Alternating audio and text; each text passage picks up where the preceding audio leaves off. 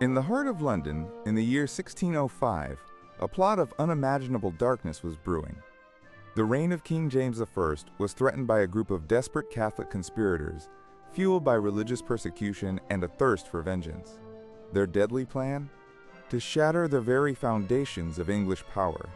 Imagine it, the grand Houses of Parliament, the seat of government, reduced to rubble in a single, cataclysmic explosion. The mastermind, or rather the man tasked with the grim execution, was Guy Fawkes. Hidden beneath the ancient stone, in a damp, forgotten cellar, barrels upon barrels of gunpowder were stacked, a ticking time bomb waiting for the signal. But fate, it seems, had other plans. An anonymous letter, a whisper of warning, reached the authorities, unraveling the conspiracy just hours before it was to ignite. Guy Fawkes was captured red-handed, his diabolical scheme foiled. This near disaster would forever be etched in memory, a stark reminder of the fragility of peace, a day still remembered, remember.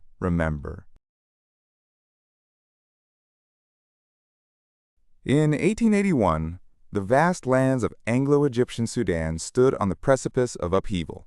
From the arid plains emerged a figure of destiny, Muhammad Ahmad, who declared himself the Mahdi, the divinely guided one, destined to purify Islam and lead a holy war. His message resonated deeply, igniting a fervent desire for an Islamic revival and a fierce rejection of Ottoman Egyptian authority. Suddenly, a unified Sudanese people rose in a massive uprising, a tide of humanity overwhelming the established order. The dramatic siege of Khartoum, led by the resolute General Gordon, became a symbol of this epic struggle. Despite initial British intervention, the Mahdist forces achieved stunning victories, crushing colonial power and establishing a formidable Mahdist state. This was not merely a rebellion. It was the birth of a new empire, a powerful defiance that sent shockwaves through the colonial world and forever altered the destiny of Sudan. The fate of Rome, of an empire yet unborn, hung precariously in the balance. It was 31 BC, and the Republic was tearing itself apart in a bitter civil war. On one side stood Octavian, the cool, calculating heir of Caesar. Against him, the formidable Mark Antony, bolstered by the dazzling allure and formidable resources of Cleopatra, Queen of Egypt. Their monumental fleets, a terrifying spectacle of wood and sail, converged near the shores of Actium in Greece. The air crackled with anticipation, the clash of armies and navies imminent. Then, in a move that would echo through the ages, Cleopatra's ships, her magnificent Egyptian vessels, inexplicably broke formation and fled the battle. Antony, torn between duty and desire, made his own shocking choice, abandoning his men and following his queen. This single, bewildering moment sealed Octavian's decisive victory, marking not just the end of a bloody conflict, but the twilight of the Roman Republic and the dawn of a new imperial age. It was 1854, and on the dusty plains of the Ballarat goldfields, a storm was brewing. For months, discontent had simmered amongst the miners. They chafed under the burden of expensive, often arbitrarily enforced mining licenses, a tax they saw as deeply unjust.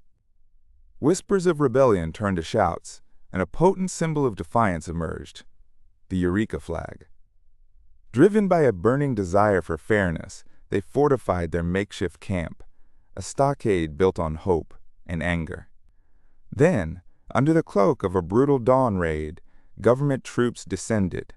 The ensuing clash was swift and bloody, leaving dozens dead on the trampled earth. But from this tragedy, a flicker of freedom was ignited, a defining moment that would echo through history, forever shaping the very foundations of democracy. Imagine the scene. Dublin Castle, 1907.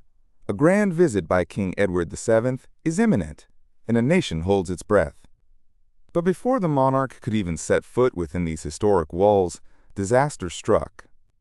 The very symbols of Irish royalty, the precious crown jewels, vanished without a trace from a supposedly impenetrable safe in the Bedford Tower. Locked, guarded, yet inexplicably gone. The scandal that erupted was seismic, shaking the foundations of the British establishment. Whispers of conspiracy swirled, with suspicion even falling on the nephew of a prominent duke. Despite an intense investigation, no one was ever apprehended, and the jewels themselves remain lost to this day, a tantalizing mystery that continues to haunt Ireland's past. Imagine, deep beneath the soil of Roman Britain, a secret whispered across 2 millennia. In 1973, at the windswept fort of Vindolanda, archaeologists unearthed a truly astonishing discovery. Preserved for centuries in the waterlogged peat and clay lay not grand monuments, but something far more intimate. Wafer-thin wooden tablets, covered in the faint ancient script of Roman Britain. These were not decrees or official histories, but the mundane, the personal, the profoundly human. Letters from soldiers to their loved ones, humble invoices for supplies, even a birthday invitation. One chillingly simple request echoes across the centuries. Please send more beer. These are the direct voices from the Roman frontier, offering an unprecedented, intimate glimpse into the everyday lives of those who lived and toiled on the edge of empire, forever changing our understanding of Roman Britain.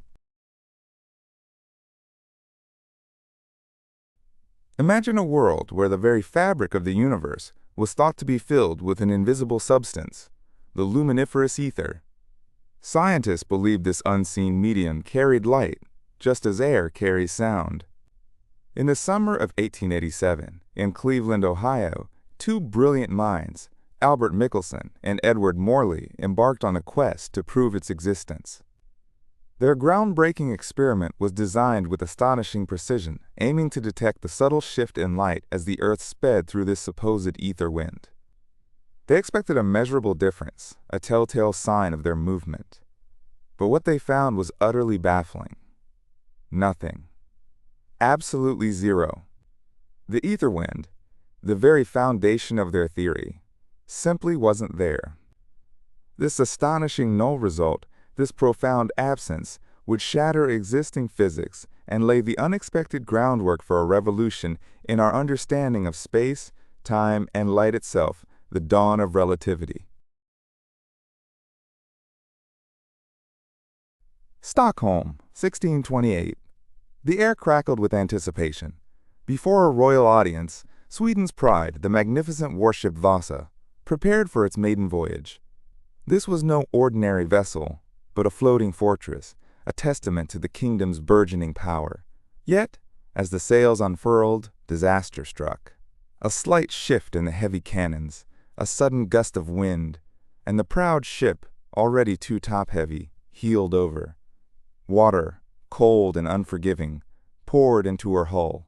In a matter of minutes, the Vasa, intended to strike fear into enemies, sank ignominiously in full view of the shoreline, a tragic testament to ambition outstripping engineering. For over 3 centuries she lay hidden beneath the waves, until, in a stunning resurrection, the Vasa was finally brought back to the light of day, her story a stark reminder of human hubris and the secrets the sea can hold.